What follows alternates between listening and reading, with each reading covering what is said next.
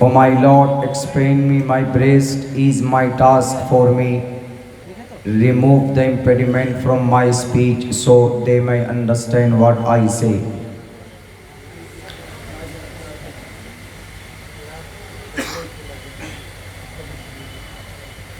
जय हनुमान ज्ञान गुण सागर, जय कपीस तेहु लोक उजागर। रामदूत अतुलित बलदामा, अंजन पुत्र पवन सुत नामा।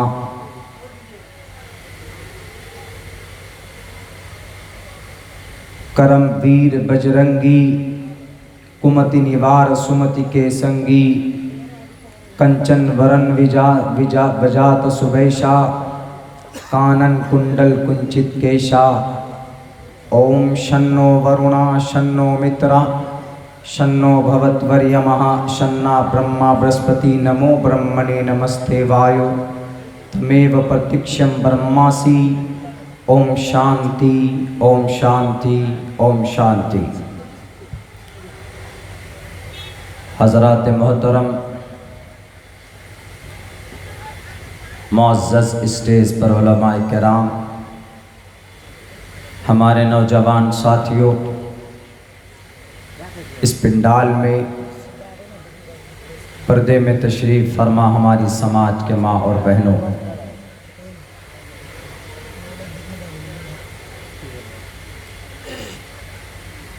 आप लोगों के सामने इशा के बाद से लेकर अब तक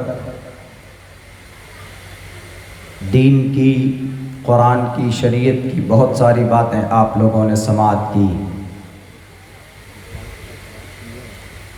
मैं भी चाहता हूँ जो कुछ भी पढ़ा और मेरे जहन में, दिलो दिमाग में कुरान और शरीयत के ताल्लुक़ से है, मैं आप लोगों के सामने वाज़ेह अल्फाज में बयां करना चाहता हूं, पेश करना चाहता हूं। उमूमन मेरी तकरीर, मेरा जहन और मेरा मौजू हालात से वाबस्ता उन्हीं बातों को हम पेश करने की कोशिश करते हैं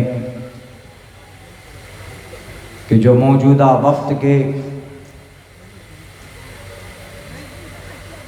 कुछ एनिमीज़ ऑफ इस्लाम, इस्लाम के दुश्मनान,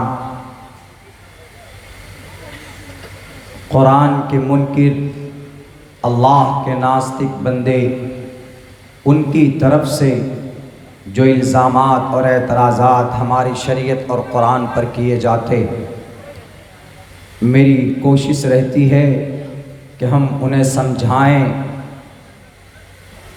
अगर उनकी समझ में आ जाए तो बहुत अच्छी बात, नहीं तो फिर उनकी किताबों और उनके शास्त्रों के हवालों से भी उनको समझाने की कोशिश की जाती। मेरा मिजाज किसी भी बात को छुपाने का या किसी के डर से बात अधूरी करने का, ये मेरा मिजाज नहीं। अल्लाह के नबी का फरमान भी है, कलिमतु हक़्क़िन इंद सुल्तानिन जाइरिन अफ़ज़लुल जिहाद, रवाहु तिर्मिज़ी। अल्लाह के नबी अलैहिस्सलाम ने बयान किया, हक़ बात कहना जालिम जाबिर बादशाह के सामने ये सबसे बेहतर जिहाद है। मगर आज मसलहतन लोग नहीं बोल पाते। मेरा मिजाज इन सब से अलग बिल्कुल हट कर है। मेरी आदत ये है, हज़रत उमर रज़ी अल्लाह ताला अन्हु जब इस्लाम लाए तो अल्लाह के नबी अलैहिस्सलाम से कहा कि मोहम्मदुर रसूलुल्लाह, you are on the right path. आप जब सही रास्ते पर हैं, जब आपका अक़ीदा सही है, हम जिस अल्लाह पर ईमान और आस्था रखते हैं, जब वो बिल्कुल परफेक्ट है, तो फिर हमें छुपकर इबादत करने की क्या ज़रूरत है। तलवार म्याम से बाहर निकल गए काबतुल्लाह के सहन में और ऐलान करके कहा कि आज से उमर इब्न ख़त्ताब छुप कर नहीं बल्कि लोगों के सामने अल्लाह की इबादत करेगा। जिसको अपनी बीवी को, बेवा, बच्चों को यतीम बनाना हो, वह आ जाए मुझसे मुकाबले के लिए, क्योंकि वो जानते थे, उनका मिजाज था कि जब अल्लाह के आखिरी नबी बिल्कुल हक़ पर हैं तो हमें छुपने की, छुपाने की कोई गुंजाइश नहीं होती है। यही तकरीबन मेरी सोच और मेरी आदत भी। तो आज आप लोगों के सामने मैं चाहता हूँ कि अज़ान के ऊपर जो वबाल चल रहा है, अज़ान के ऊपर जो एतराज़ात चल रहे हैं, अज़ान का क्या मतलब है और अज़ान किस लिए दी जाती, और इसके बिलमुकाबिल अपोज़िट में कुछ लोग अज़ान के साथ साथ हनुमान चालीसा को मिलाते हैं।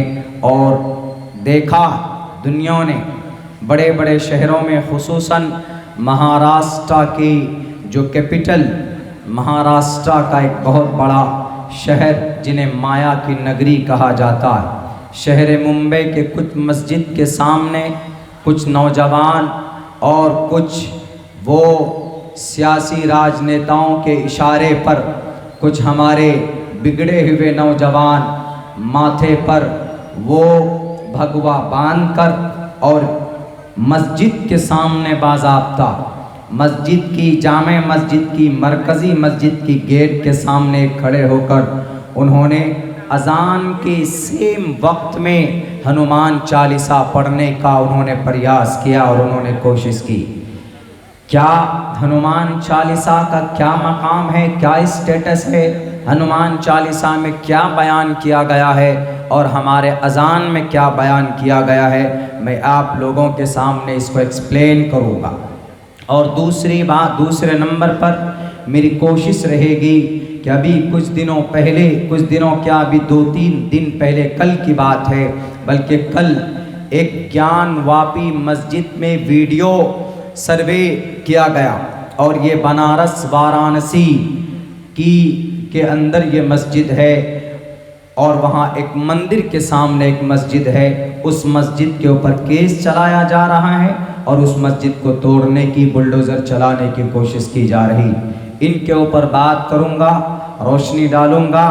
अल्लाह से दुआ करता हूँ कि अल्लाह तबारक व तआला हमें खुद उन बातों पर कहने की जुर्अत दी जिन पर मैं मुकम्मल तौर पर अमल कर सकूँ।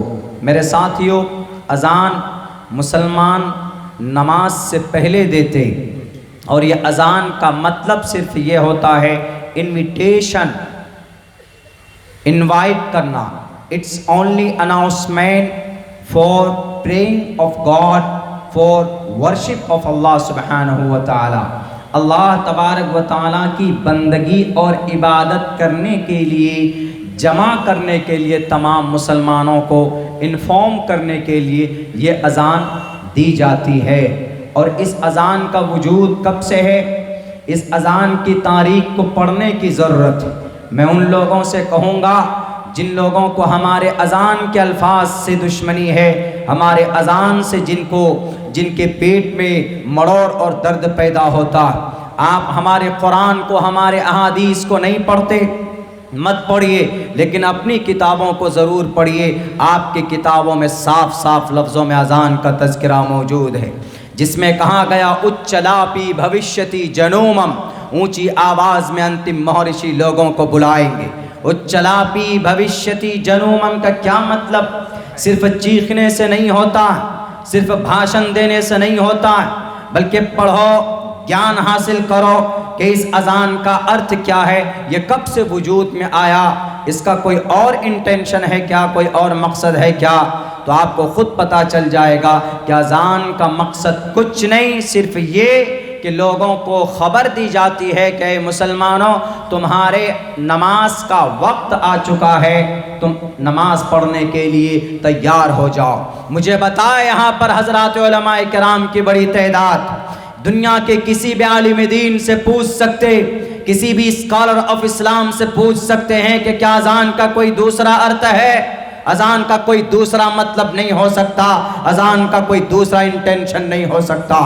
अज़ान का सिर्फ एक ही मकसद, अल्लाह की इबादत के लिए लोगों को बुलाना, to listen, to hear, be informed about, खबर करना किसी को किसी चीज के बारे में, सुनना सुनाना, यह वाज़े लफ्जों में मौजूद है। महाराष्ट्र के राज ठाकरे साहब, आपको भाषण देना बहुत आता है। अगर भाषण से इस देश की तरक्की होती तो एक लाइन में सारे स्पीकर खड़े हो जाओ, एक तरफ अब्दुल्ला खड़ा हो जाएगा, तुम्हारे पसीने 1 घंटे में छूट जाएंगे। अल्लाह की जात पर भरोसा करके कहता हूं, 5 घंटे बोलूंगा इसी रफ्तार से, मेरा पसीना नहीं निकल सकता। सिर्फ भाषण से देश की तरक्की नहीं होती, समझकर कदम आगे बढ़ाने, नौजवानों को लेकर चलने से देश की तरक्की होती। आपने ये कहा साफ लफ्जों में कि नॉइस पॉल्यूशन होती है अजान से। नॉइस पॉल्यूशन 1400 साल से यह अजान चली आ रही है, कभी नॉइस पॉल्यूशन नहीं हुई, ध्वनि प्रदूषण कभी कुछ नहीं हुआ। और ये आए बड़े ज्ञानी, ये अनपढ़ गवार जो कि 5वीं फेल, नर्सरी फेल, और कोई इन्होंने इंटर मैट्रिक का भी सर्टिफिकेट जिन्होंने नहीं देखा, ये इतनी बड़ी नमाज के ऊपर, अजान के ऊपर इतना बड़ा जजमेंट दे रहे हैं। भारत के किसी भी कोर्ट का आप आदेश पढ़िए, ऑब्जेक्टिव साइंटिफिकली अगर ये नुकसानदेह हो कि नॉइस पॉल्यूशन होती हो, तो मैं हर जलसे में चीख कर कहूंगा कि अजान के ऊपर पाबंदी लगा दो। ऑब्जेक्टिव साइंटिफिकली ये नुकसानदेह नहीं है अजान, बल्कि अजान तो एक खूबसूरत और प्यारी आवाज है जिसमें अल्लाह तबारक व ताला के बड़ाई के साथ लोगों को कहा जाता है कि तुम मोमिन हो तो अल्लाह की बंदगी के लिए आ जाओ। 28वें पारे में सूरे जुमा में जुमा के लिए अल्लाह तबारक व ताला ने कुरान करीम में बाज़ाब्ता आयत नाजिल की, या अय्युहल्लज़ीना आमनू इज़ा नूदिया लिस्सलाति, जब तुम्हें नमाज के लिए पुकारा जाता है मिन यौमिल जुमा, जुमे के दिन, फसाओ इला ज़िक्रिल्लाहि व ज़रुल बै, अल्लाह की बंदगी के लिए निकल पड़ो। व ज़रुल बै, खरीदो फरोख्त को छोड़ दो। वो अगरचे नमाज जुमा के लिए है, लेकिन इससे साफ पता चलता है कि जब अजान दी जाती है नमाज के लिए, सब चीज छोड़कर अल्लाह की बंदगी के लिए सबको जाना चाहिए। अजान के अल्फाज क्या है? अल्लाहु अकबर, अल्लाहु अकबर, बस यही, अल्लाहु अकबर, अल्लाहु अकबर, अल्लाह सबसे बड़ा, अल्लाह सबसे बड़ा। आगे क्या है? अशहदु अल्ला इलाहा इल्लल्लाह, अल्लाह के सिवा कोई माबूद नहीं है। तीसरे अल्फाज क्या है? अशहदु अन्ना मुहम्मदुर रसूलुल्लाह, हम इस बात की गवाही देते, मैं गवाही देता हूं इस बात की कि मोहम्मद अल्लाह के रसूल हैं। उसके बाद क्या है? हय्या अलस्सलाह, हय्या बमाना ईती, ये किसी वर्ड के ऊपर रिप्लेस है, ओरिजिनल ये वर्ड नहीं। हय्या बमाना ईती, आओ, लस हय्या, हय्या अलस्सला, अला अस्सला, नमाज के कामयाबी के, हय्या अलस्सला, नमाज के तरफ आओ, नमाज पढ़ने के लिए आओ। कोई और मीनिंग नहीं, सेम मतलब बता रहा हूं जो अहादीस में मज़कूर। हय्या लल फलाह, हय्या अलस्सलाह के बाद हय्या लल फलाह, इसका मतलब हय्या इती, आओ, किस लिए? अल फलाह, अल फलाह मीन्स कामयाबी। The common word, the most use of this meaning, there is no intention of prayer of अजान। अजान का और कोई मतलब है? कोई मतलब नहीं। उसके बाद फिर क्या? अल्लाहु अकबर बोल कर ला इलाहा इल्लल्लाह लास्ट में ख़त्म हो जाता है, और कोई मतलब है इस अजान के इन अल्फाजों का? कोई मतलब नहीं।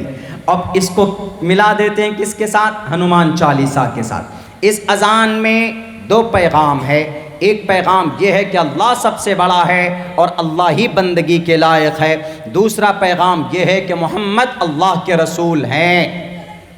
ये 2 मेन पैगाम, एक तो ऑर्डर है नमाज की तरफ आओ और कामयाबी की तरफ आओ, ये 2 पैगाम, तीसरा कोई अर्थ नहीं। एक का मतलब अल्लाह तबारक व ताला, अल्लाह के अलावा कोई माबूद नहीं। दूसरे का मतलब मोहम्मद अल्लाह के रसूल हैं। अब हनुमान चालीसा को देखिए, हनुमान चालीसा 7 मरतबा पढ़ेंगे तो राक्षस भागेगा, 11 मरतबा पढ़ेंगे, हम तो कहते हैं कि 11 राक्षस और कोई नहीं है, ये राक्षस यही लोग हैं। ये जो मस्जिद के सामने खड़े होकर हनुमान चालीसा पढ़ते हैं, इससे बड़ा राक्षस कौन होगा। हनुमान चालीसा पढ़ते हैं किस लिए? विघ्नहर्ता, बुराइयों को, जालिमों से बचने के लिए, शैतान मरदूद से बचने के लिए, जुल्म तशद्दुद से बचने के लिए, संकट से निकलने के लिए हनुमान चालीसा पढ़ा जाता है। जय हनुमान, इससे पहले 3-4 लाइन और, वो जरूरी नहीं। जय हनुमान, दोहा यहां से, जय हनुमान ज्ञान गुण सागर।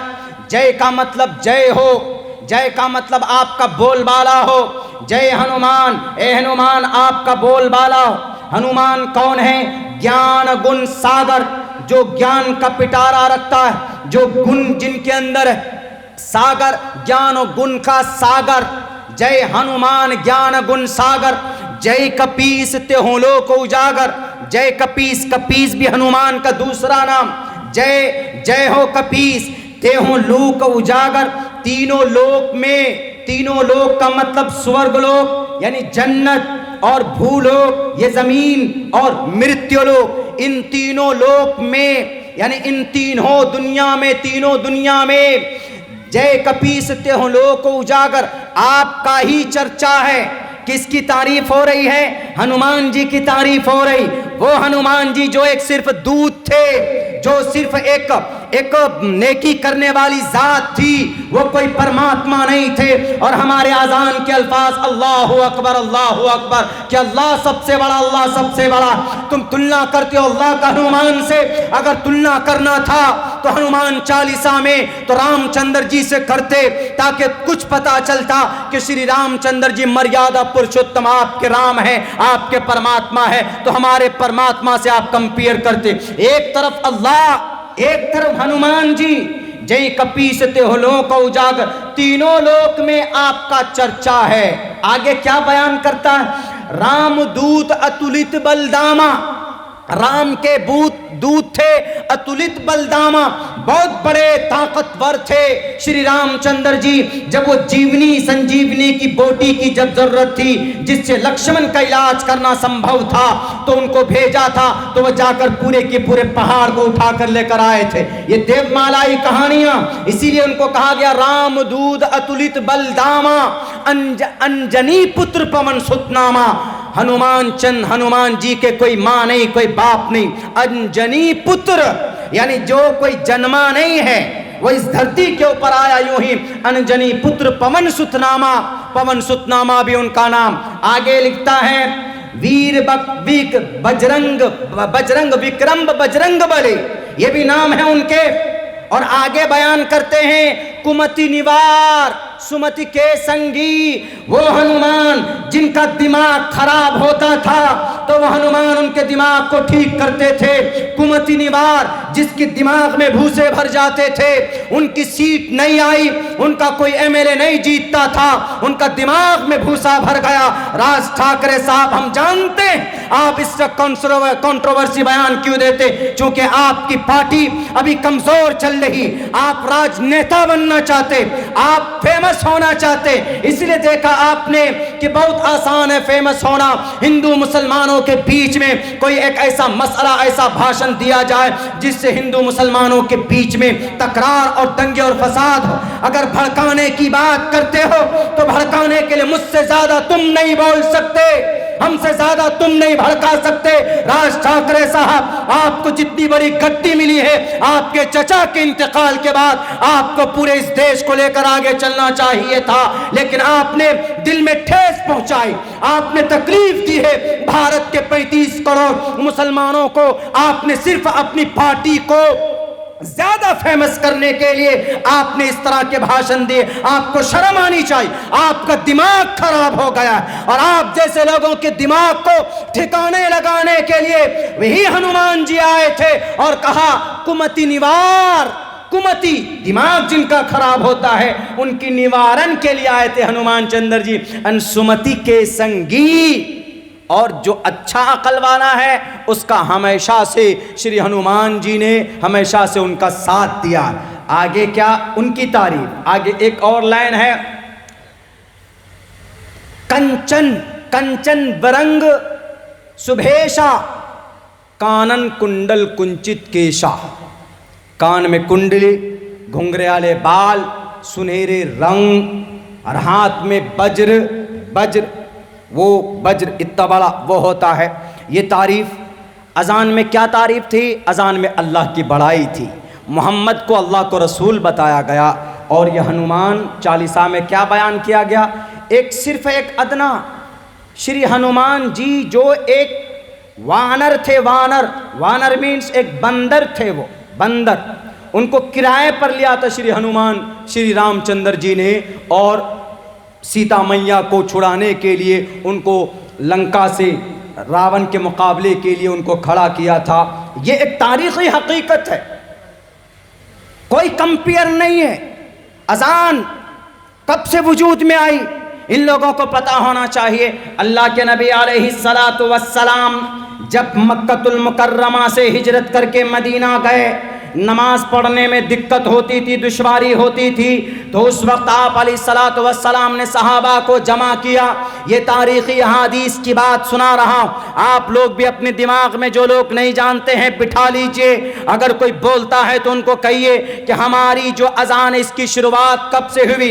इसकी शुरुआत की तारीख़ ये है कि अल्लाह के नबी अलैहिस्सलातु वस्सलाम जब मदीना पहुँचे हिजरत करके, तो लोगों की तादाद जब नमाज पढ़ने की ज़्यादा हो गई तो लोगों को नमाज के लिए कैसे बुलाया जाए। अल्लाह के नबी अलैहिस्सलाम को फिक्र हुई, आप अलैहिस्सलाम ने सहाबा को बुलाया कि प्यारे सहाबा आओ, नमाज के लिए लोगों को कैसे बुलाना है। तो बाद सहाबा ने कहा कि अल्लाह के नबी हम झंडा खड़ा कर देंगे, ऐसे लोग झंडे को देखेंगे नमाज के लिए आएंगे। किसी साहबी ने कहा कि अल्लाह के नबी हम भोंपू बजाएंगे, हम नरसंघा बजाएंगे, हम एक आवाज़ देंगे कि जिससे लोगों को खबर पहुंचेगी वह आएंगे। किसी सहाबी ने कहा कि हम आग जलाएंगे, उस आग को देखकर हम नमाज पढ़ने के लिए आएंगे। अल्लाह के नबी अलैहिस्सलाम ने इन तमाम चीज़ों के मुखालफत की। आपने कहा कि नहीं, हम भोंपू नहीं बजा सकते, हम नरसंगा नहीं बजा सकते, यहूद व नसारा ये काम करते, और हम घंटा भी नहीं बजा सकते चूँकि क्रिश्चियनिटीज़ के अंदर ये चीज़ बैल से बजाई जाती। आप अलैहिस्सलातु वस्सलाम ने कहा कि इन तमाम चीज़ों को रद्द करो क्योंकि ये अग़यार बजाते। हम भी अगर उसी तरह का काम करेंगे तो कोई डिफरेंट, कोई अलग नहीं होगा। आप अलैहिस्सलातु वस्सलाम ने सहाबाए किराम को एक फिक्र में डाला, एक फिक्र दी कि भाई कुछ ऐसा समस्या समाधान निकलना चाहिए। बाद सहाबी कहते हैं अल्लाह के नबी ने कहा कि एक नाकूस बनाओ, नाकूस से आवाज़ देंगे, ऐसे आवाज़ पहुँचेगी, लोग आएंगे। एक दूसरी रिवायत है अल्लाह के नबी अलैहिस्सलाम मशवरा मीटिंग ख़त्म होती है, सहाबी अपने अपने घर को चले जाते। एक सहाबी जिनका नाम हज़रत अब्दुल्ला बिन ज़ैद है, ये तारीख़ उन लोगों को बताना जिनको मालूम नहीं है कि अज़ान की शुरुआत कब से हुई। कुछ लोग कहते हैं कि इन मौलानाओं ने अजान को स्थापित किया, कुछ लोगों को यह कहना है कि कुरान में अजान का तज़किरा नहीं, कुछ लोगों का यह कहना है कि हमारे इन मुफ्तियान किराम ने अजान को कंपलसरी किया नमाज के लिए। अरे जाहिल आदमी, हमारे कुरान को तो छोड़ो, कुरान में तो अजान का तज़किरा है। इज़ा नूदिया लिस्सलाति क्या है? नूदिया अजान, आवाज़ दी जाए नमाज के लिए। क्या तर्जमा करोगे इसका? हमारे कुरान को छोड़ो। राज ठाकरे साहब, आप अपने ग्रंथ को लीजिए, आपका भविष्य पुराण कहता है साफ लफ्जों में, लिंक चिदी शिखाहिना सिमशर उधारी सदूशका ओ चलापी भविष्यति जनूमम बिना कोलम पश्वस्ते शाम भक्षया मताम। ओ चलापी का क्या तर्जमा है? ओ चलापी ऊंची लाप लगाना, ऊंचे सुर लगाकर लोगों को बुलाना, किनके लिए?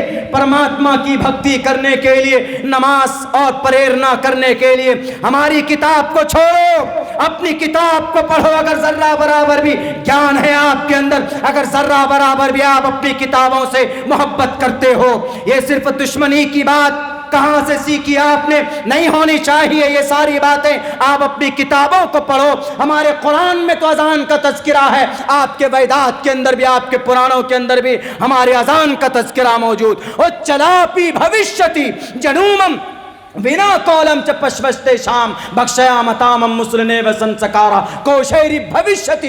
तस्मान मुसलमान तो ही ईमान वाले, आस्था रखने वाले उसको एक्सेप्ट करेंगे। किसको? उच्चलापी को। हमारी किताब तो नहीं है, उन्हीं की किताब है। साफ लफ्ज़ों में बयान किया। अल्लाह के नबी अलैहिस्सलाम ने सहाबाए किराम को एक फिक्र दी। एक सहाबी है जाकर सोए, आंख बंद भी नहीं हुई थी कि एक आदमी आया नाकूस बेचता हुआ। उन्होंने हज़रत अब्दुल्ला बिन ज़ैद ने कहा कि सुनो सुनो, मुझे ये नाकूस दो। उस आदमी ने कहा कि ये नाकूस क्या करोगे? उन्होंने कहा कि अल्लाह के नबी ने फरमाया है कि नाकूस बनाना, हम उससे आवाज़ लगाएंगे और आवाज़ सुनकर लोग नमाज़ पढ़ने आएंगे।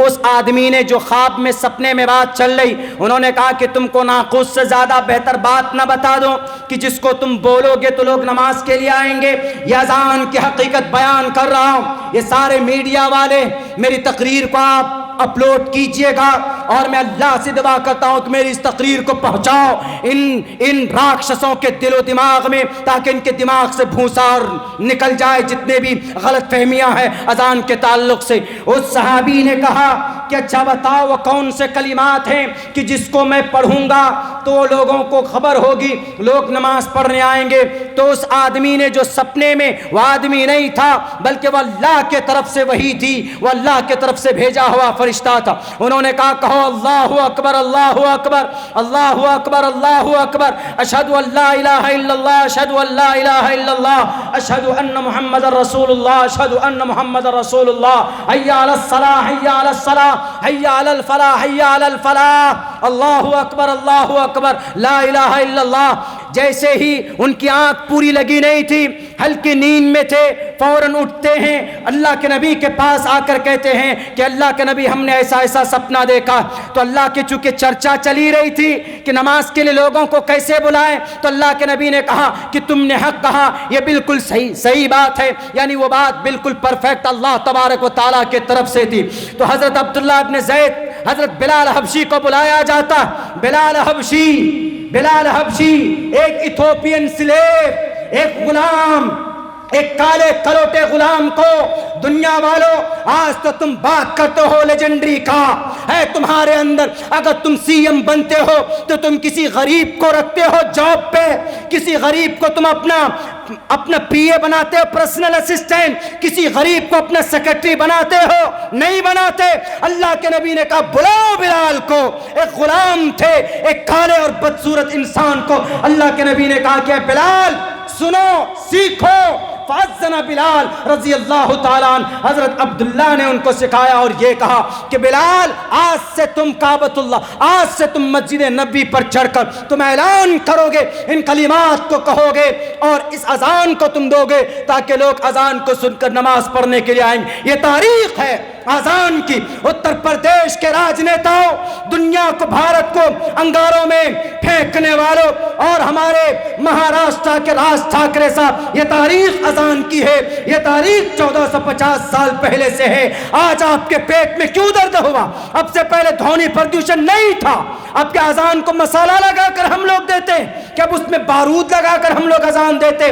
अभी कर्नाटका के अंदर पीएम मुजम्मिल साहब कह रहे थे कि सीएम ने किसी आलिम दीन को बुला करके कहा कि आप लोग अजान नहीं देंगे। उन्होंने कहा कि अजान से क्या तकलीफ? उनके सामने कहा कि सर अजान में कोई तकलीफ हो तो बताइए। अजान के अल्फाज पढ़कर सुनाया उसी वक्त में उस सीएम के सामने, कहा कि यह अजान का, जी यही अजान है। अब बताइए, अजान के बारे में अब यूं कहा जाता है कि इससे पोल्यूशन फैलती। 1450 साल से पहले कोई गंदगी नहीं फैल रही थी और अब अजान में पता नहीं क्या हो गया कि अजान से गंदगी फैलने लगी। पता है क्या बनाया मुद्दा ये बनाया है कि इससे तकलीफ होती है लोगों को। नॉइस पॉल्यूशन कानूनी एतबार से सिर्फ अजान से नहीं होती।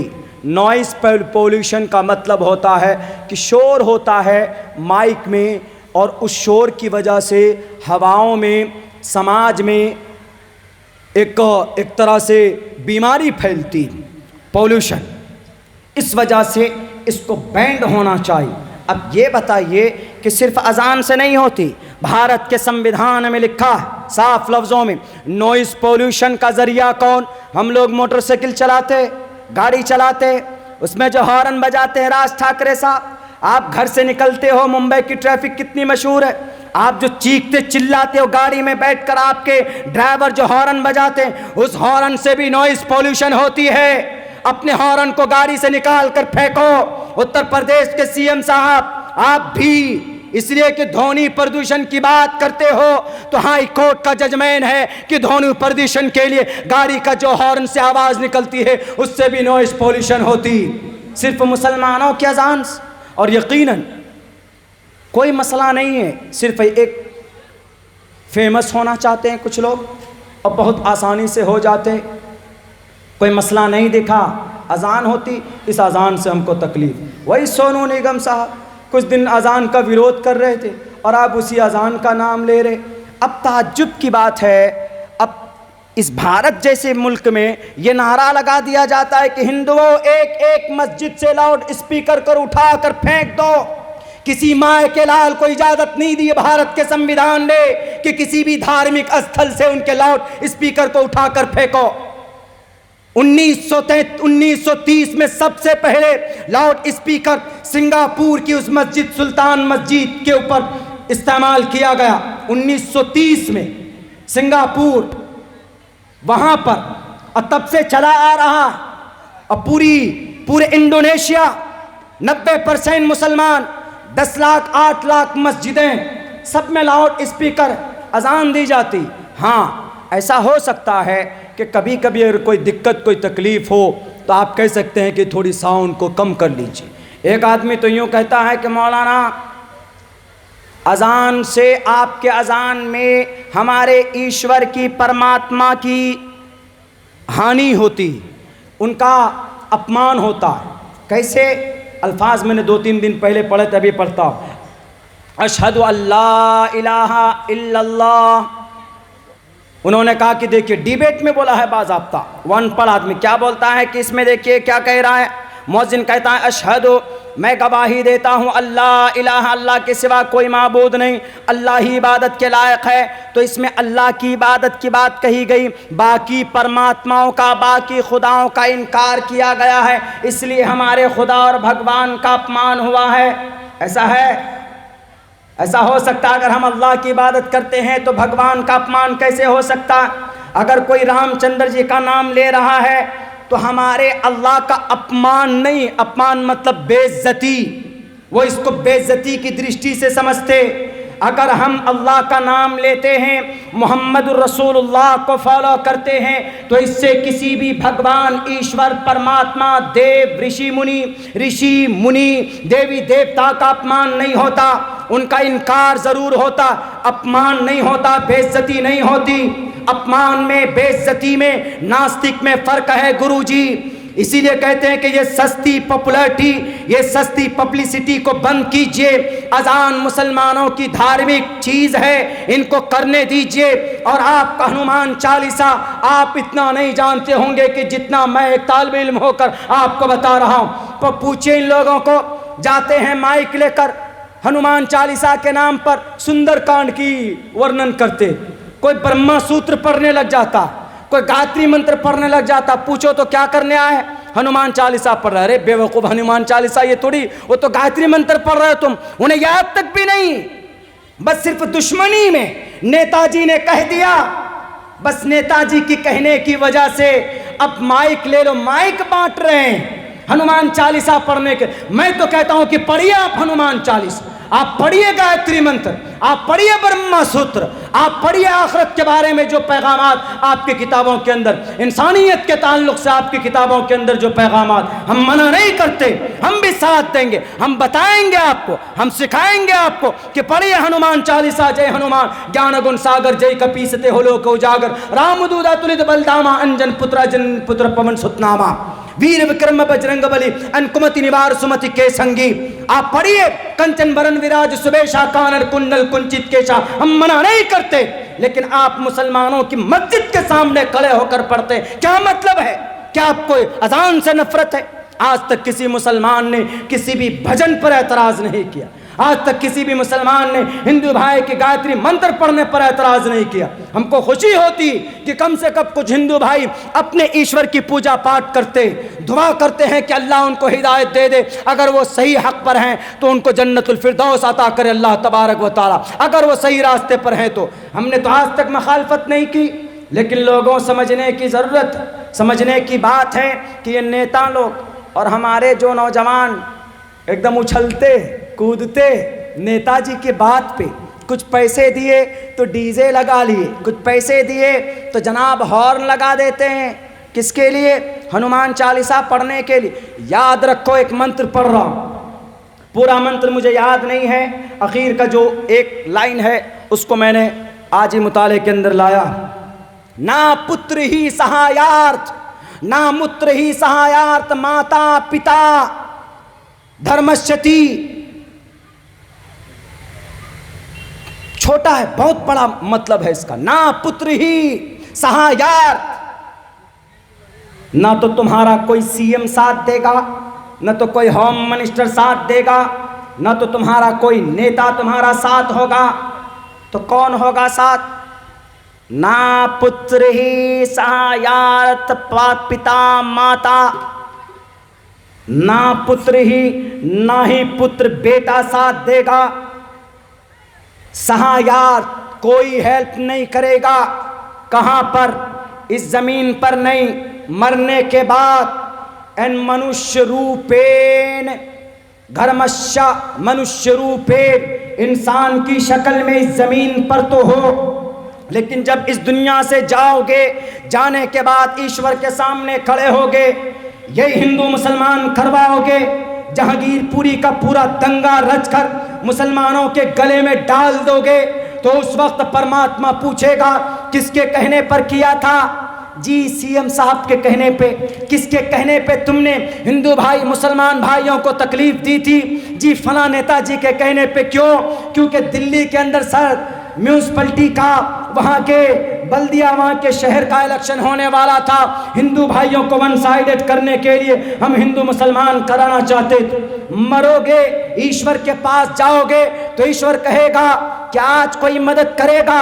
आप ये सोचते हैं कि हमको सीएम मदद करेंगे, हमको पीएम मदद करेंगे, हमको मंत्री मदद करेगा, हमको नेता मदद करेगा।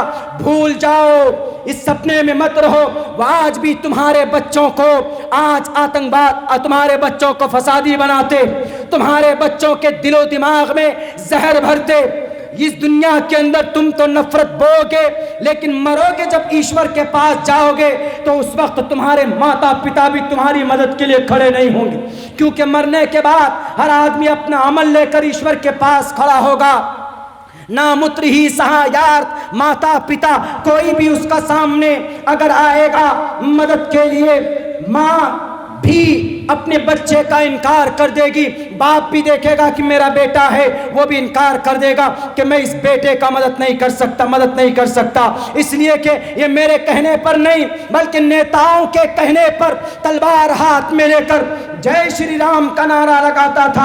आप जय श्री राम का नारा लगाइए, उनकी चरित्र को पढ़िए, आप श्री रामचंद्र जी के जिंदगी के मुताबिक जिंदगी गुजारिए। हम मना नहीं करेंगे, हमें खुशी होगी, लेकिन जय श्री राम का नारा लगाकर हिंदू भाइयों के मस्जिद के ऊपर, उनकी मीनारे के ऊपर जाकर गेरुए रंग का कपड़ा लगाना, ये बताओ श्री रामचंद्र जी ने बताया? कहीं से कहीं तक श्री रामचंद्र जी ने यह पैगाम नहीं दिया। मरने के बाद जब जाओगे तो ईश्वर जब आपसे पूछेगा तो उस वक्त कहोगे कि हम अपनी अम्मी से नहीं यकीन करा रहे। माँ कहेगा कि नहीं सर, इसको जहन्नम में डालिए। ईश्वर परमात्मा मेरी बात नहीं मानता था। नेता अपने बेटे को पढ़ाकर क्या बना रहे हैं? BCSC वो इंडियन क्रिकेट बोर्ड का चेयरमैन बना दिया। किनको? गृह मंत्री साहब। उनका बेटा तो चेयरमैन बन रहा है, हमारा आपका बेटा क्या बन रहा है? जय श्री राम, जय श्री राम, जय श्री राम से मामला हल होगा?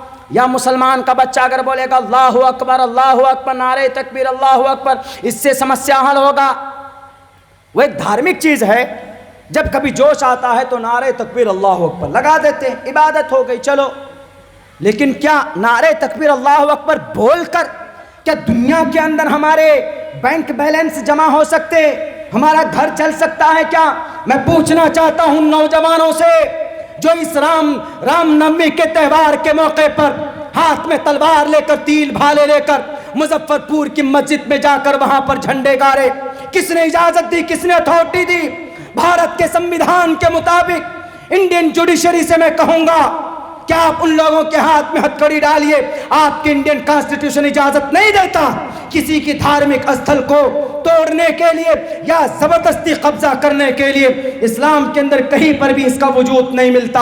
आप अलैहिस्सलातु वस्सलाम के इंतकाल के बाद हजरत उमर फारूक रजी अल्लाह ताला जब हमला किया था आप अलैहिस्सलाम के प्यारे सहाबी उमर फारूक रजी अल्लाह ताला गए बैतुल मक़दिस को फतह करने के लिए, तो वहाँ पर एक सहाबी पहले से थे। उन्होंने कहा उस बैतुल मक़दिस के आसपास शहर को, बैतुल मक़दिस को कब्जे में लिया और ये कहा वहाँ के क्रिश्चियन के बड़े सरदार को कि हमें ये शहर दे दो। उन्होंने कहा कि हम चाबी नहीं दे सकते, हम अमीरुल मोमिनीन को चाबी देंगे, आप उनको बुला लीजिए। अमीरुल मोमिनीन उमर फारूक रजी अल्लाह ताला अन्हु थे। उन्होंने कहा कि ठीक हम बुलाते हैं। तो हजरत ने खबर भिजवाई, सहाबी ने, हजरत उमर फारूक चलते हैं, एक गुलाम अपने साथ लेते हैं, एक खादिम को अपने साथ लेते हैं। उमर फारूक रजी अल्लाह ताला अन्हु चलते हैं। जब बैतुल मक़दिस के करीब पहुंचते हैं तो उमर फारूक की बारी नहीं थी, ऊंट पे बैठने के लिए उस गुलाम की थी, खादिम की थी। उमर फारूक ने यूं कहा कि तुम बैठो। उन्होंने कहा कि सर ये कैसे हो सकता है, मैं नहीं बैठ सकता, ये अमीरुल मोमिनीन आप ही बैठिए। लेकिन नहीं, बिठाया आपने उनको बिठाया।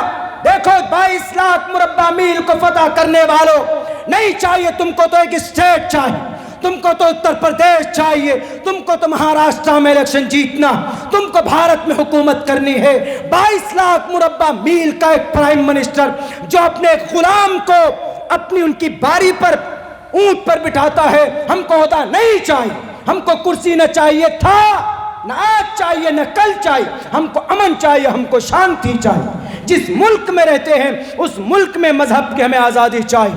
उमर फारूक जब पहुंचते, कपड़े उल्टे सीधे, कपड़े फटे हुए, सहाबी ने कहा कि अल्लाह के नबी अमीरुल मोमिनीन आप आए हैं, पता ये कौन लोग हैं? ये बड़े मुहज्जब लोग हैं, अपने कपड़े को चेंज कर लीजिए। तो हज़रत उमर फारूक ने क्या कहा? अल्लाहु अज़्ज़ना बिल इस्लाम, भूल गए हो अल्लाह ने हमें आज इज्जत दी है इस्लाम की वजह से, नमाज की वजह से, ज़कात की वजह से, अल्लाह की वहदानियत पर ईमान लाने की वजह से अल्लाह ने हमें इज्जत दी है। हमें अल्लाह तबारक व तआला ने कपड़ों की वजह से इज्जत नहीं दी। कान खोल कर सुन लो, साफ ऐलान कर दिया और गए। नमाज पढ़ने का नमाज का वक्त होता है, ये पैगाम मैं बताना चाहता हूँ। नमाज का वक्त होता है तो जैसे ही वहाँ के क्रिश्चियनों ने देखा, जैसे ही नसारा के राहिबों ने देखा, दंग रह गए कि ये अमीरुल मोमिनीन, उनकी सिफात अपनी बाइबल में उन्होंने पढ़ी थी कि आएंगे सीधे सादे होंगे, कपड़े फटे पुराने होंगे, पेबंद लगे हुए होंगे, बड़े सीधे सिंपल होंगे। वो सारी निशानियां बिल्कुल फिट बैठती थी उमर फारूक पर और उनको चाबी देते। उमर फारूक रजी अल्लाह ताला अन्हु नमाज पढ़ने का वक्त होता है तो करीब में वहाँ पर एक चर्च, आपको इजाज़त दी गई कि आप इस चर्च में जाइए, नमाज पढ़िए। तो आप अमीरुल मोमिनीन ने कहा कि मैं इस चर्च में नमाज नहीं पढ़ूंगा, मैं अलग किसी खुली हुई जगह पर नमाज पढ़ूंगा, क्योंकि वह जानते थे कि अगर मैंने नमाज पढ़ी तो सहाबा नमाज पढ़ेंगे और इस पर यह इल्ज़ाम होगा कि ज़बरदस्ती कब्जा किया है इस चर्च के ऊपर अमीरुल मोमिनीन ने, उनकी सहाबी ने। इसीलिए अमीरुल मोमिनीन ने उस पर नमाज न पढ़कर आपने बाहर नमाज पढ़ी। दुनिया वालों, है ये इंसाफ तुम्हारे अंदर? दुनिया वालों, है ये जुरत, है ये मोहब्बत तुम्हारे अंदर? दुनिया के अंदर इंसानों को खुश करो कि नाराज करो कोई फिक्र नहीं है, बस तुम्हें गद्दी मिलनी चाहिए। आज तुम मस्जिदों के ऊपर बुलडोजर चला देते हो, आज तुम मदरसों के असातिज़ा के घरों पर बुलडोजर चला देते हो। एक रोज पहले तकरीर में मैंने बात कही, आज फिर से कहना चाहता हूँ। एक तरफ अमीरुल मोमिनीन है, उमर फारूक हैं, नमाज इस डर से नहीं पढ़ते हैं कि अगर मैंने नमाज पढ़ी तो इस पर सहाबा नमाज पढ़ेंगे और कहे दुनिया वाले ये कहेंगे कि उमर फारूक ने जबरदस्ती कब्जा किया था, नमाज नहीं पढ़ी। लेकिन आज ये बुलडोजर बाबा, ये बुलडोजर लेकर कहीं पर भी कुछ होता कि ये इल्लीगल है, ये स्टेज इल्लीगल है, तो बुलडोजर चला दो। कोई प्रोसेस है कि नहीं? कोर्ट के जरिए से, प्रशासन के जरिए से नोटिस दी जाती। एक मदरसे पर बुलडोजर चलाया गया, मदरसे के असातिज़ा के घर पर, आप लोगों को शायद मालूम नहीं। मुबारकपुर के अंदर 1922 में उस मदरसे की बुनियाद रखी गई थी, लेकिन अभी कुछ दिनों पहले वहाँ के जो असातिज़ा के घर थे, उन असातिज़ा के घर में बुलडोज़र डालकर उसको तोड़ दिया गया, नेस्त नाबूद कर दिया गया। हाथ जोड़कर खड़े हुए कि सर एक दिन की मोहलत दीजिए। नहीं माने वो। जालिम और राक्षस हो तुम, मरोगे तुम्हें पानी नसीब नहीं होगा। इस दुनिया के अंदर अगर तुम रहम करना नहीं जानते तो इंशाअल्लाह परमात्मा भी रहम नहीं करेगा तुम्हारे ऊपर। इरहमु मन फिल अर्ज़ यरहमुकुम मन फिस समा। ए इब्ने आदम, जमीन वालों पर रहम करो, आसमान वाला तुम पर रहम करेगा। यह हदीस है जरूर नबी की, लेकिन मुसलमानों के लिए नहीं है, बल्कि पूरी दुनिया के इब्ने आदम के लिए। हाथ जोड़कर खड़े हुए वह असातिज़ा व उलमाए किराम मदरसे के सर, अगर हमारा घर ये इल्लीगल है तो हमको एक दिन की मोहलत दीजिए। 1 घंटे की मोहलत नहीं मिली। जालिमों, तुम्हें रब माफ नहीं करेगा। निहत्ते थे, लाचार थे, ताकत तुम्हारे पास है, ताकत का गलत इस्तेमाल मत करो। उमर फारूक थे, 22 लाख मुरब्बा मील के इलाके में जिनकी हुकूमत थी। आज तो कुछ ही इलाके में तुम्हारी हुकूमत होती तो 3 लाख के सूट पहनते, 10 लाख के सूट पहनते, 3 लाख का पेन इस्तेमाल करते। एक सफ़र में कहीं जाते हैं तो करोड़ों रुपए खर्च होता है गरीबों का, और वो उमर फारूक सफ़र कर रहे हैं, एक ऊँट और एक ग़ुलाम, कोई सिक्योरिटी नहीं, कोई प्रोटेक्शन नहीं, लेकिन वो उमर रास्ते से निकल जाते थे तो शैतान की हिम्मत नहीं थी कि शैतान हज़रत उमर फारूक के सामने खड़ा हो जाए। कांपता था, पसीने छूट जाते थे शैतान के। वो उमर फारूक दुनिया जानती थी और जिनकी अदालत पूरी दुनिया के अंदर मशहूर थी। नसीहत आज उनके मजहब, उनकी शरीयत, उनके मेथड पर एतराज़ किया जाता है। क्या फ़ायदा हुआ बताइए? उन मस्जिद के ऊपर बुलडोज़र चलाने का, मदरसों के ऊपर असातिज़ा के घर को तोड़ दिया गया। कानूनी प्रोसेस कुछ होना चाहिए। जुडिशरी को ध्वस्त कर दिया गया। हम जाएं तो कहाँ जाएं? थाने में जाते हैं, अदालत में जाते हैं तो मामला कुछ और आ जाता है।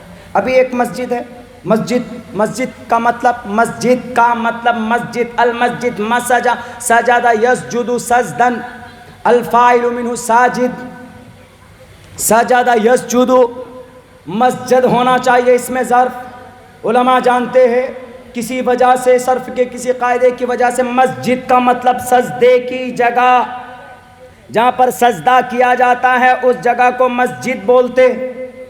सजदा गाह मस्जिद अल्लाह को बहुत पसंद होती। पूरी दुनिया में सबसे ज़्यादा महबूब कोई जगह है अल्लाह को तो मस्जिद। इन्ना हब्बल बिलादी इलल्लाहि मसाजिदुहा, अल्लाह को सबसे महबूब अगर कोई जगह है तो मस्जिद।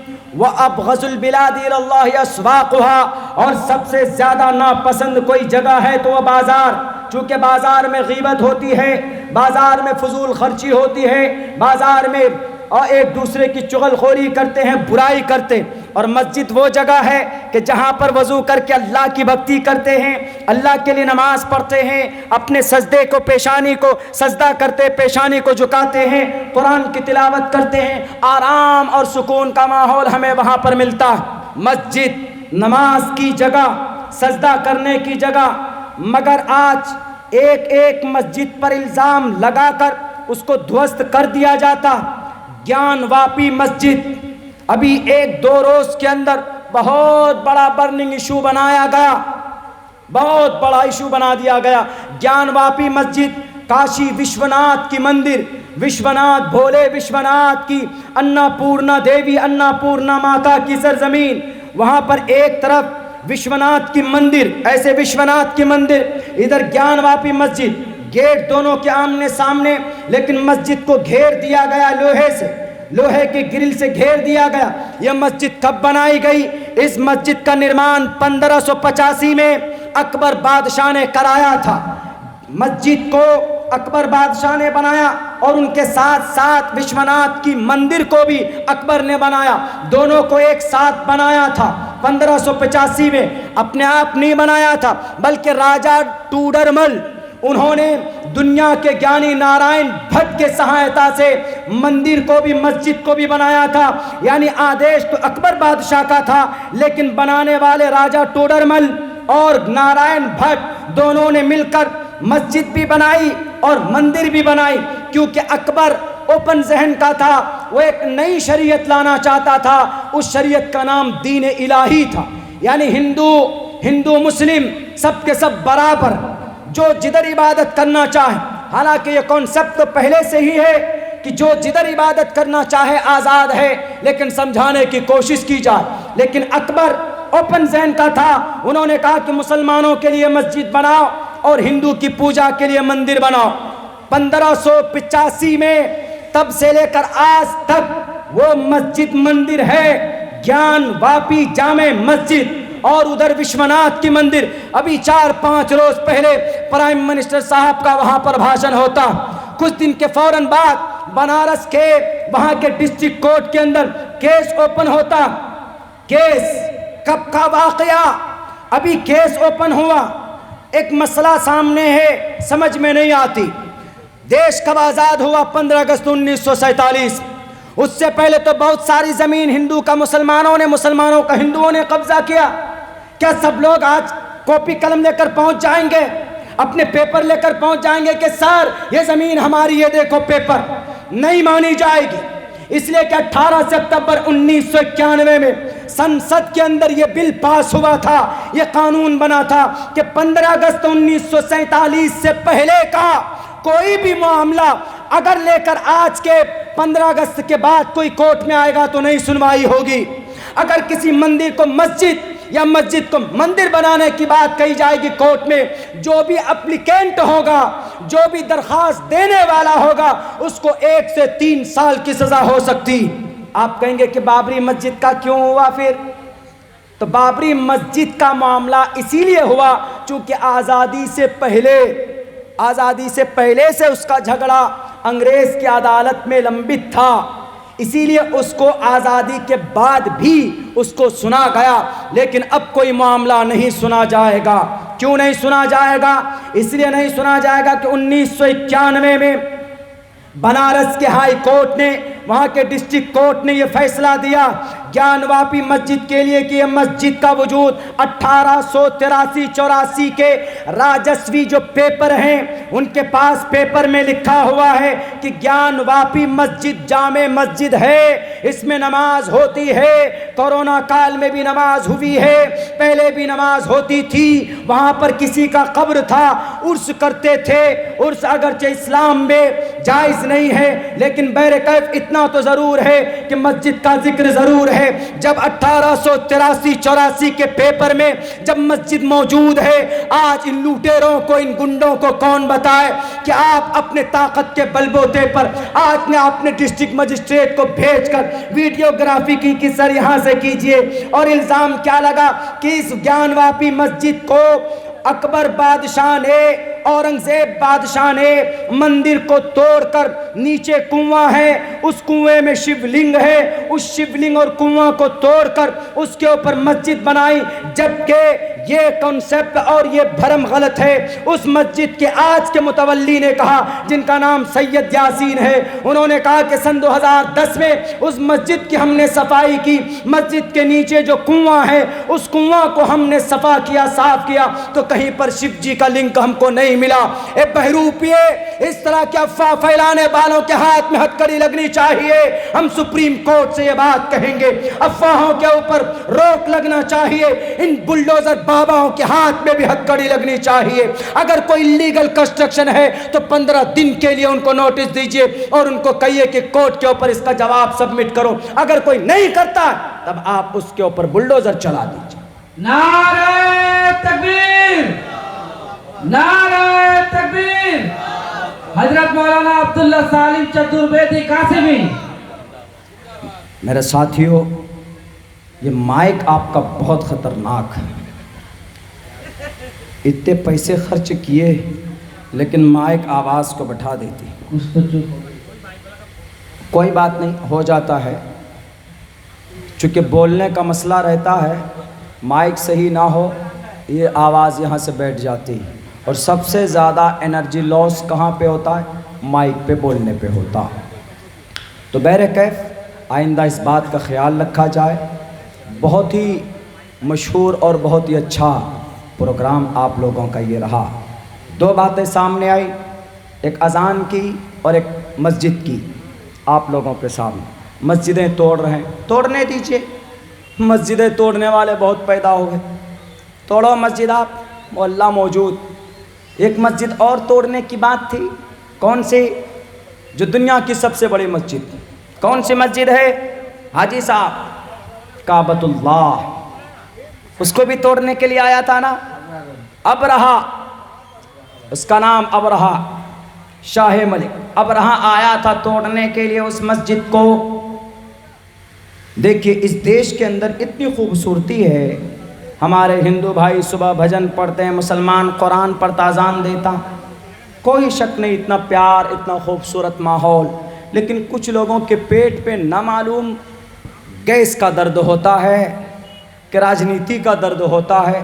गैस का दर्द हो तो पेंटोप ले लीजिए, फूड पॉइजन हो तो इंजेक्शन दे दीजिए, लेकिन राजनीति का दर्द है तो कौन सा इंजेक्शन लगेगा वो तो पता नहीं, वो वोट का इंजेक्शन लगेगा, वही दर्द होने लगता। हिंदू मुसलमान कर देते हैं। आपका बंगाल अल्हम्दुलिल्लाह पूरे भारत में जाना होता है, बहुत खूबसूरत माहौल बंगाल का। यहाँ पर कुछ लोग लेकिन आप शरारती हो गए, हिंदू मुसलमान करने लगे, वरना बहुत अच्छा निज़ाम आपके बंगाल का है, बहुत अच्छा माहौल आपके बंगाल का है। हमारे यहाँ भी है, बिहार में भी अल्हम्दुलिल्लाह, लेकिन कुछ लोग खड़े हो गए। तो हम उन तमाम लोगों से कहना चाहते हैं, चाहे वो मंदिर हो चाहे मस्जिद, किसी की धार्मिक स्थल को कोई डेमोलिश नहीं कर सकता, किसी को अधिकार नहीं। हाँ, अगर वो इल्लीगल है तो कानूनी प्रोसेस में जाकर उसको डेमोलिश किया जा सकता है। ये अथॉरिटी, ये अधिकार, ये सिर्फ भारत की जुडिशरी को है, ये कॉन्स्टिट्यूशन को है, बाकी किसी नेता को नहीं। एक मस्जिद तोड़ने आए थे कौन? अबरहा, इतनी ताकत का मालिक, उसका एक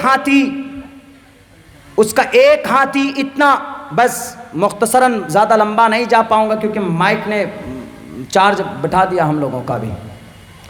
एक हाथी इतना मजबूत, ताकतवर, मेरे ख्याल से कहा गया है कि उसके ऊपर 5 टन भी लाद दिया जाए लेकर चलता था।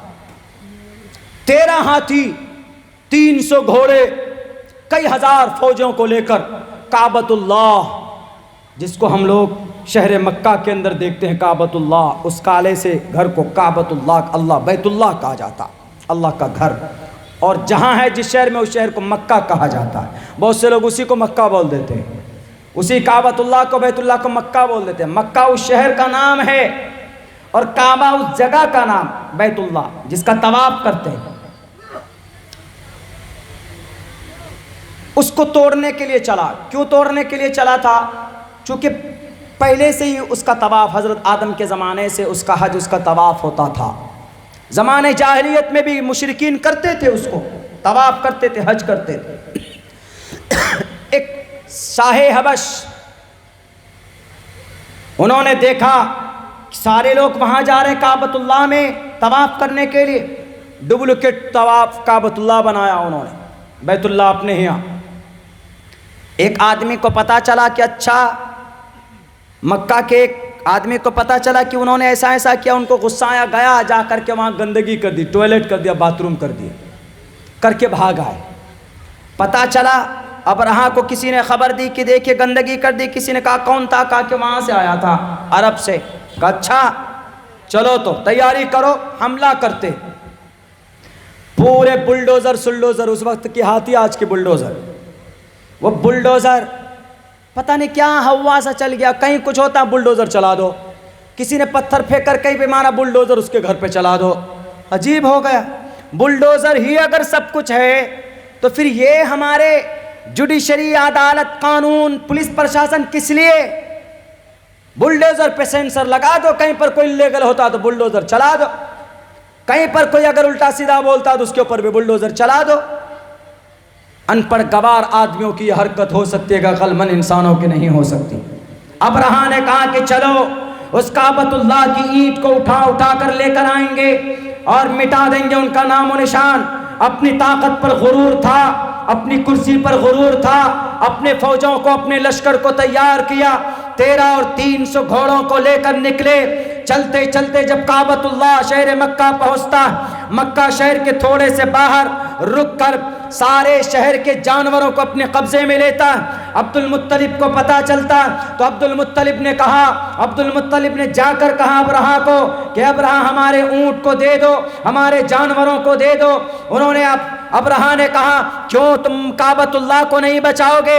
काबतुल्लाह को ढाने आए, उसको डेमोलिश करने आए, उस पर बुलडोजर चलाने के लिए आए। ये देखो नोटिस हमारे पास है। उन्होंने कहा कि तुम्हारे पास तुम्हारी नोटिस है, वो काबतुल्लाह, वो बैतुल्लाह है, वो अल्लाह का घर है, वो अल्लाह तबारक व तआला ने खुद से बनाया, उसका मुहाफिज वही है। वो अल्लाह चाहे बचाएगा या वो चाहे इसको नेस्त नाबूद करे, वो जाने तुम्हारे जरिए से नेस्त नाबूद करेगा या क्या हिफाजत करेगा, क्या तरीका होगा, कैसे करेगा। हम उस घर के मुहाफिज नहीं हैं, हम तो सिर्फ तुम्हारे पास आए हैं, जंग के लिए नहीं बल्कि अपने जानवर को लेने के लिए आए। हमारे ऊंट दे दो, हमारे बकरियों को दे दो, हम चले जाएंगे। उन्होंने कहा कि तुम नहीं मुकाबला करोगे, तुम तो मुतवल्ली हो ना इस मस्जिद का, इस मस्जिद की गेट तोड़ने जा रहा हो। मुतवल्ली साहब ने कहा कि मस्जिद अल्लाह का घर, अल्लाह इसकी हिफाजत खुद ही कर लेगा। तुम बुलडोजर चलाओ कि तुम जेसीबी लेकर कुछ भी करो, हम तुमको कुछ नहीं कहेंगे। अल्लाह का घर, अल्लाह हिफाजत खुद करेगा इंशाअल्लाह। ये कहकर अपने ऊंट को, अपने घोड़ों को और अपने वो भेड़ियों को और उन बकरियों को लेकर वो निकल जाते हैं। एक पहाड़ के दामन के नीचे चले जाते, चूंकि जानते थे ख्वाजा अब्दुल मुत्तलिब कि ये किसी और से मुकाबला नहीं कर रहा, किसी और से जंग नहीं कर रहा। इसने सिर्फ अल्लाह की सिफत रहमान को देखा, अल्लाह की सिफत रहीम को देखा। अल्लाह की एक सिफत अल क़हार भी है, अल्लाह की एक सिफत अल जब्बार भी है। जब अल्लाह की सिफत क़हारियत जोश में आती है तो बड़े बड़े तुर्रम खां को एक इशारा में उनका वजूद मिटा देता है। जब कौम लूत ने जब अल्लाह की नाफरमानी की थी तो जिब्राइल अमीन के जरिए से उस कौम को 7वें आसमान पर ले जाकर पटक दिया था, पूरी कौम तबाह हो गई थी। जब किसी कौम ने नाफरमानी की, अल्लाह की सिफत क़हारियत जोश में आई, 8 दिन तक मुसलसल हवाएं चली, पूरी कौम तबाह होकर रह गई। अल्लाह की सिफत क़हारियत को नहीं देखा। उन्होंने कहा क्या आज मैं इस बात बैतुल्लाह को ईंट से ईंट इसकी बजा दूंगा। जब वो चलता है अपने लश्कर को लेकर और फिर जब करीब पहुंचता है तो उसका जो हाथी है वो इनकार, बैठ जाता है उसका वो हाथी और जाने से इनकार करता। चूंकि जानवर बेजुबान जरूर होता है लेकिन अल्लाह के अजाब को वो देख लिया करता। रात को कुत्ते जब भौंकते हैं, वो जो रोते हैं, यूं मत समझिए उसको अल्लाह आसमान के तरफ से नाजिल होता हुआ कुछ ना कुछ जरूर नजर आता है। अल्लाह ने उनको ये बसारत दी जिसकी वजह से वो रोते हैं, चीखते और चिल्लाते हैं। जब हाथी ने देखा कि अल्लाह का अजाब आने वाला है, मैं बैठ जाता हूं, अल्लाह से मुकाबला करने जा रहा। जानवर नहीं जाना चाहता था लेकिन किसी तरीके से जबरदस्ती उस जानवर को खड़ा किया गया, उस हाथी को। जब इधर जाने की कोशिश की जाती थी तो वह उल्टे सिमत में अपनी जान बचाने की कोशिश कर रहा था वो जानवर, वह हाथी। लेकिन नहीं माना ये जालिम बादशाह। जैसे ये जालिम लोग इख्तियार में बैठे हुए हमारी मस्जिदें मिटाना चाहते हैं, याद रखो वो अल्लाह आज भी जिंदा है, वो अल्लाह आज भी देख रहा है तुम्हारी जालिमों, तुम्हारे जुल्मों को। इंशाअल्लाह हमें कभी उम्मीद है आज नहीं तो कल ऐसे जालिमों का जो हिंदू मुसलमानों की उनको तकलीफ पहुंचाता है, तुम्हारा इस जमीन से सफाया करेगा वो परमात्मा जो तुम किसी मस्जिद या मंदिर को मिटाने की बात करते हो। अल्लाह तबारक व तआला ने देखा कि ये नहीं मानेगा, अल्लाह की सिफत क़हारियत जोश में आती और अल्लाह ऑर्डर देते, तैरन अबाबील क्या करते हो, जाओ इनको नेस्त नाबू, इन जालिमों को, ये अपनी ताकत के नशे में चूर है, इनका नामो निशान मिटा दो। तैरन अबाबील वारसल अलैहिम तैरन अबाबील, छोटे छोटे परिंदे, तरमीहिम बिहिजारतिम मिन सिज्जील, उनके चोंच में एक पत्थर, दोनों पैरों में एक छोटे छोटे पत्थर। कितना बड़ा पत्थर, बहुत बड़ा नहीं था, कल आदस मसूर की दाल की बराबर इतनी बड़ी मिक़दार में वो पत्थर अपने चोंच में लेकर जब आसमान से वो छोड़ते हैं, पत्थर जिसके सर पर लगता है वो वहीं पर दफन हो जाता था। हाथी पर लगता हाथी वहीं पर भूसा बन जाता, घोड़े पर लगता एक सेकंड आगे बढ़ने की जुर्रत घोड़े में नहीं होती थी। इसी कल आदर्श को देखकर दुनिया वालों ने आज गोलियां बनाई। हमारी इसी कुरान से साइंस का भी इजाद हुआ है।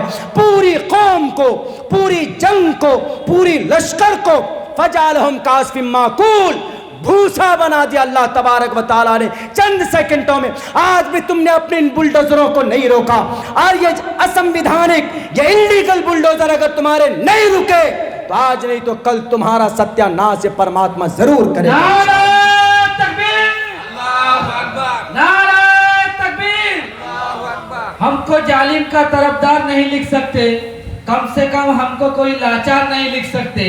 जान हथेली में लिए बोल रहा है हक, ये देश का मीडिया और अखबार नहीं लिख सकती।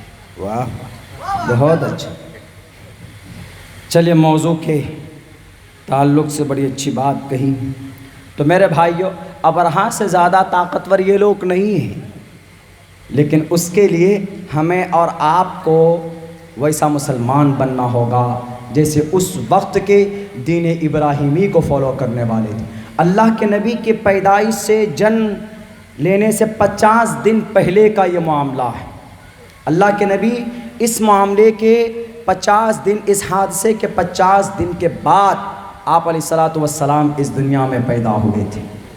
तो बताइए, अल्लाह तो आज भी देख रहा है ना कि जालिम क्या कर रहे हैं। होता है वही राज ठाकरे साहब, अजान के ऊपर पाबंदी, उसकी बीवी को उसके कुत्ते ने ऐसा काटा है कि वो सर्जरी नहीं बेबी, वो शक्ल में, आईने में शक्ल नहीं देख सकती। हनुमान चालीसा पढ़िए, आप दिल से पढ़िए, ईश्वर को याद कीजिए, बहुत अच्छी बात। लेकिन हनुमान चालीसा को मस्जिद के सामने अगर कोई मुसलमान जाकर किसी मंदिर के सामने कहे अल्लाहु अकबर अल्लाहु अकबर, बताइए उसको तो वैसे भी तिक्का बोटी करके खा जाएंगे। लेकिन हमारे मुसलमान अल्हम्दुलिल्लाह कितने मस्जिद के सामने में एकदम हनुमान चालीसा पढ़ा गया, गायत्री मंत्र पढ़ा गया, ये पढ़े गए, वो पढ़े गए, लेकिन कोई भी आज तक कोई भी मुसलमान, ईद में देखिए करोड़ों की तादाद में मुसलमानों ने नमाजें पढ़ी, झुंड, भीड़, लेकिन कहीं पर देखिए, कहीं पर कोई संबर, कोई पर दंगा फसाद। चाहते तो दुनिया का सबसे बड़ा त्यौहार मुसलमानों के लिए ईद है, जैसे रामनवमी में हिंदू भाइयों के लिए जुलूस निकाल करके मस्जिद के करीब जा करके भगवा झंडा लहरा दिए। बड़े ताज्जुब की बात, बड़े अफसोस की बात मेरे भाइयों, मेरे मुसलमानों। लेकिन यह है कि अल्लाह की मदद है, हमें अल्लाह की मदद मंगवानी पड़ेगी। वो कैसे? वो ऐसे कि अजान दी जाती नमाज के लिए, अजान हम सुनते हैं, इस कान से सुनते हैं, इस कान से निकाल देते हैं। नौजवानों, आपकी जवानी बर्बाद अगर आप नमाज न पढ़ते हो। मैंने पहले भी ये बात कही थी, आज भी कहता हूँ कि आपको पता होना चाहिए कि नमाज में कितने वाजिबात, कितने फ़राइज़। आपको ये पता होना चाहिए कि वज़ू में कितने फ़राइज़। हमारे नौजवानों से पूछ लीजिए, ये सलमान खान की कौन सी फ़िल्म रिलीज़ हुई है अभी, अजय देवगन की कौन सी फ़िल्म रिलीज़ हुई है, कौन कौन से कपूर की शादी हो गई है, अभी सब बता देंगे। इनसे पूछे कि वज़ू में कितना फ़र्ज़ है, कोई कहेगा मौलाना 3 फ़र्ज़ है। वज़ू में कितना फ़र्ज़ है, कोई कहेगा कि मौलाना 10 है। गुस्ल में कितना फ़र्ज़ है, कोई कहेगा कि मौलाना 5 है। नमाज में क्या क्या ज़रूरी है, कोई कहेगा कि मौलाना सिर्फ़ फातिहा ज़रूरी है, अजान देना ज़रूरी है, रुकू सजदा ज़रूरी नहीं। And you have to know the all Islamic things has been written in the small books. आपके पास छोटी छोटी किताबों के अंदर सारी चीज़ें मौजूद। हम जानते नहीं, नमाज पढ़ना नहीं जानते, वज़ू करना नहीं जानते, गुस्ल करना नहीं जानते। अब बताइए तो फिर कैसे अल्लाह की मदद आएगी इन बुलडोज़र बाबा के ख़िलाफ़? तो हमें तो सच्चा मुसलमान बनना पड़ेगा ना। अल्लाह अपने हिसाब से करे, लेकिन हमारी जिम्मेदारी बनती है। अल्लाह के नबी अलैहिस्सलाम बद्र के मैदान में एक तरफ तलवार लेकर थे सहाबी, लेकिन एक तरफ अल्लाह के नबी सजदे में थे कि अल्लाह इनकी मदद कर दे। मदद नहीं की तो मिट जाएंगे ये।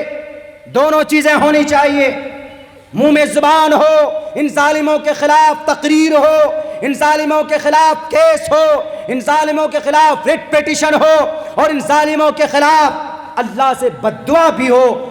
या दुआ हो हिदायत की, या मसले का हल की भी दुआ हो कि अल्लाह हमारी मदद फरमा, हम कमज़ोर हैं। हम सिर्फ कोर्ट पर, हम सिर्फ कानूनी या प्रोटेस्ट पर निर्भर नहीं हो सकते, हमें अल्लाह से भी मदद मांगने की ज़रूरत है। कोई परेशानी आती है तो हम अल्लाह से मदद करें। अल्लाह के नबी अलैहिस्सलाम कोई परेशानी आती थी तो 2 रकात नमाज पढ़ते थे और फिर अल्लाह से दुआ करके मैदान में निकल पड़ते थे, फ़ौरन निकल जाते थे। इसलिए मेरे साथियों, वक्त भी बहुत हो चुका है, मेरी आवाज़ भी जवाब दे चुकी है। क्या हाजी साहब? जी बिल्कुल, 2:30 बज गए। कल के लिए भी आवाज़ बचा कर रखनी है।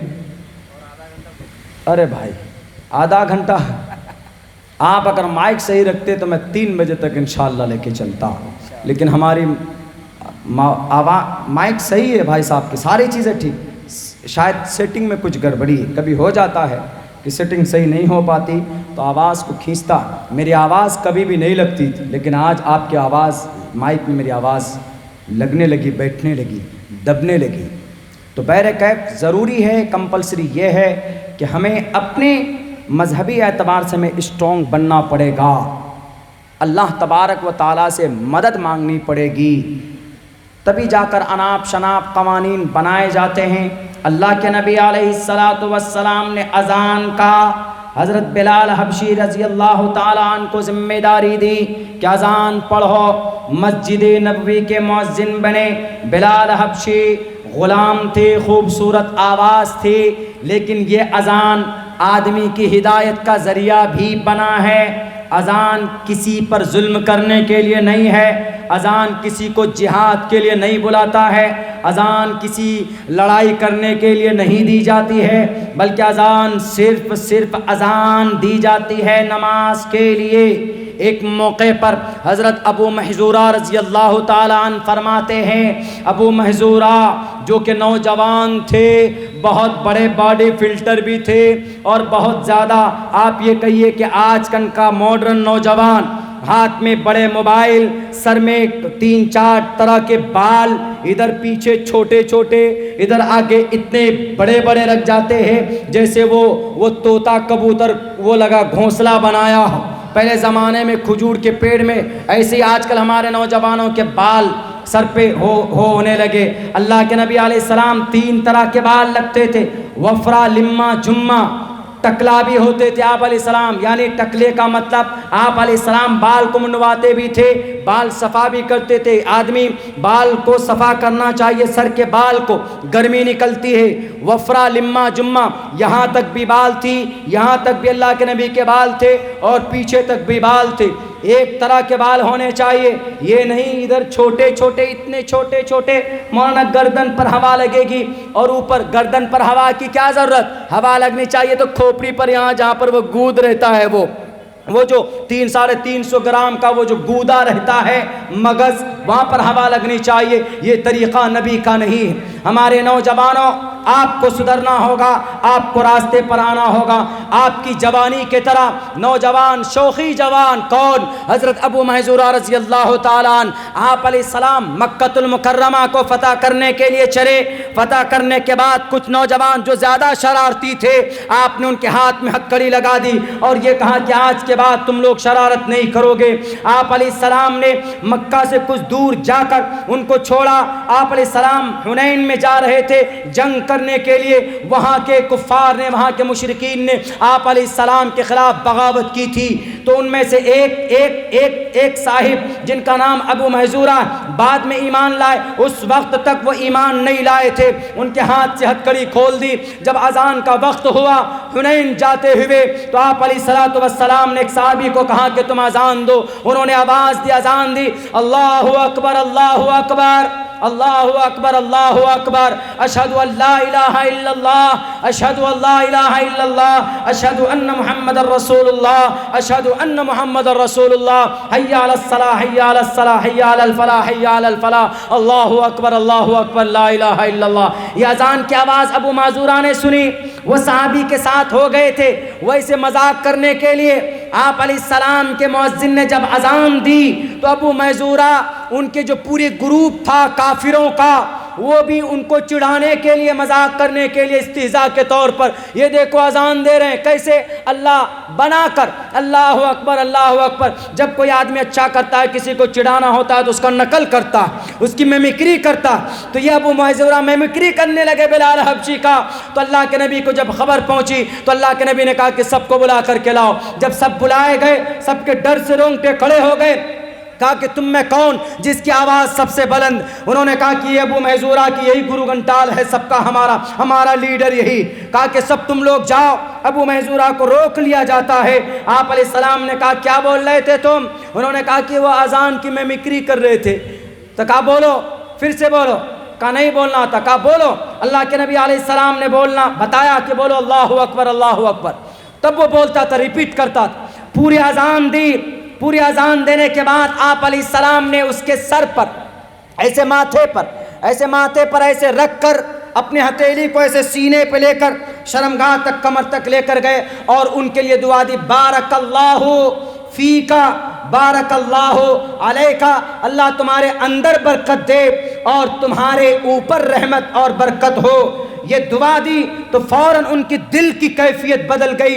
एक तो अजान की आवाज़, जैसे ही उनको तकलीफ थी इस बात से कि अल्लाह को तो मानते थे लेकिन अल्लाह के नबी का एतराफ़ नहीं करते, लेकिन जब अशहदु अन्न मुहम्मद रसूलुल्लाह बोले तो उनको बड़ी दिक्कत हुई। लेकिन जब अल्लाह के नबी ने दुआ दी तो दिल खुलना शुरू हो गया। आप अलैहिस्सलातु वस्सलाम के करीब गए और कहा कि अल्लाह के नबी, मैं तो आपसे नफरत करता था, आपको रसूल नहीं देखना चाहता था। आप हमारे में से एक रसूल कैसे बन सकते? आप मुखिया कैसे बन सकते? आप एमएलए कैसे बन सकते? क्यों? आप छोटे घराने के हैं, यानी आप तो एक अनपढ़ हैं, एक उम्मी हैं, आप मालदार भी नहीं हैं। हम ज़्यादा ताकतवर, हम पैसे वाले थे, हमको होना चाहिए। लेकिन देखिए आपने क्या कर दिया। मैं आपका दीवाना हूँ। यह अजान जब से आपने मुझे समझाया सिखाया है, ये अल्लाह के नबी बेचैनी सी हो रही है। उन्होंने कहा कि ये बेचैनी कैसे दूर होगी? अल्लाह के नबी से दरख्वास्त की। अल्लाह के नबी ने कहा कि ये बेचैनी दूर होगी, जाओ तुम मक्कतुल मुकर्रमा के काबतुल्लाह की अजान, वहाँ पर अजान दो। मुअज्जिन बन गए। अजान जरिया बना हिदायत का। अजान से ये साबित तो है कि इंसान सीधे रास्ते पर आता है, लेकिन अजान से ये साबित नहीं है कि अजान की वजह से कोई दाइश को जाकर ज्वाइन किया हो, कोई अलकायदा का कोई टेररिस्ट बना हो, कोई ISIS के दामन को थामा हो, कोई माए कलाल ये साबित नहीं कर सकता। मेरे इस देश के मुसलमानों, मेरे हिंदुस्तान के हिंदू भाइयों, इन राजनेताओं के चक्कर में आओगे तो दुनिया तो बर्बाद होगी ही, लेकिन मरने के बाद परमात्मा के सामने जब खड़ा होगे तो वहां पर भी जवाब नहीं दे पाओगे। आपके माता पिता भी आपसे नाराज होंगे कि हमने अपने बेटे को किस गली के अंदर छोड़ दिया था कि अपने राजनेताओं के कहने पर अपने आप को कुर्बान कर लेते। ये राजनेता, इन राजनेताओं की वजह से आप अपनी जिंदगी तबाह मत करो। किसी भी पार्टी को सपोर्ट करो, वह आपकी इच्छा है। किसी भी नेता को आप अपना लीडर मानो, वह आपकी चॉइस हो सकती है, लेकिन उनके कहने पर कोई लीगल काम मत कीजिए। उनके कहने पर हिंदू मुसलमानों के बीच में दरार पैदा मत कीजिए। उनके इशारे पर, उनके फेंके हुए पैसों की वजह से आप अपनी आखिरत को बर्बाद करने की कोशिश मत करो। आप अपने परमात्मा को नाराज मत करो, इसलिए कि मरेंगे जब आपके माँ बाप आपका साथ नहीं देगा तो मरने के बाद ये नेता तो पहले ही दुम दबा कर भाग जाएंगे। पहले तो इन नेताओं का बेड़ा पार होना मुश्किल है। इनको जब एक एक चीज का हिसाब देना पड़ेगा कि करोड़ों रुपए तुम्हारे अकाउंट में थे, किस किस से लिए कहां कहां पर खर्च किए थे, इसलिए कि सवाल का जवाब देना पड़ेगा। वन फीमन फका मिन ऐन इक्तसबा, कहां से कमाए, कहां खर्च किया, ये सवाल होगा। आम आदमी तो निकल जाएगा बड़ी आसानी से जवाब देकर, लेकिन फंसेंगे ये बड़े बड़े लोग, ये मंत्री संतरी फंसेंगे जिनका US के अंदर, जिनका स्विस बैंक के अंदर जिनके पैसे भरे हुए, जो मुखिया मेंबर बने हुए। सही इस्तेमाल किया होगा पैसों का तो बहुत अच्छा, लेकिन गलत किया होगा तो इनका बेड़ा पार नहीं हो सकता।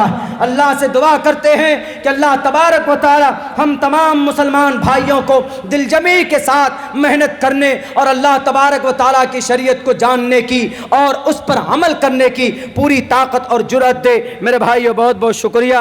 आपके माइक की वजह से परेशान हूँ, मैं माजरत खा हूँ, आधा घंटा तो नहीं बोल सकता इसलिए कि भाई माइक की आपकी बड़ी गड़बड़ी।